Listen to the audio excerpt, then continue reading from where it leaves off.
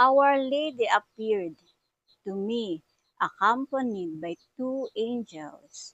Holding the crown of thorns in her hands, she said, "My children, tonight I come to cooperate with you so that man will choose good over evil and practice holy love as part of divine life.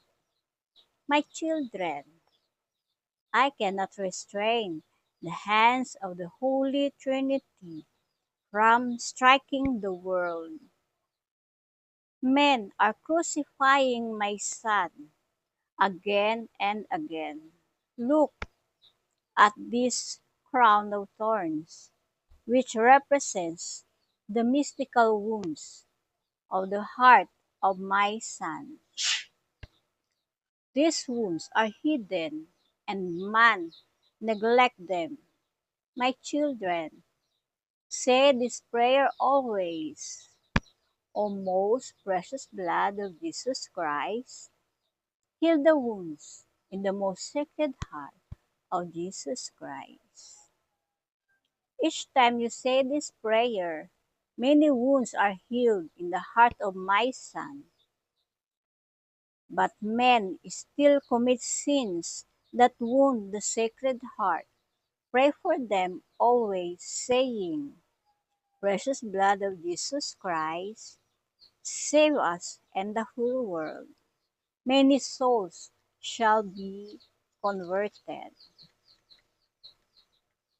Ayun, so nagpakita po ang mahal na birin kay Barnabas. At ito po ang sabi, mga anak, ngayong gabi ako ay dumating para makipag-cooperate sa inyo, upang ang mga tao ay piliin ang mabuti laban sa masama at mag-practice ng holy love as part ng divine life. Mga anak, hindi ko na mapigilan ang kamay ng Holy Trinity sa pag-i-strike sa world. Ang mga tao ay crucifying my Son again and again.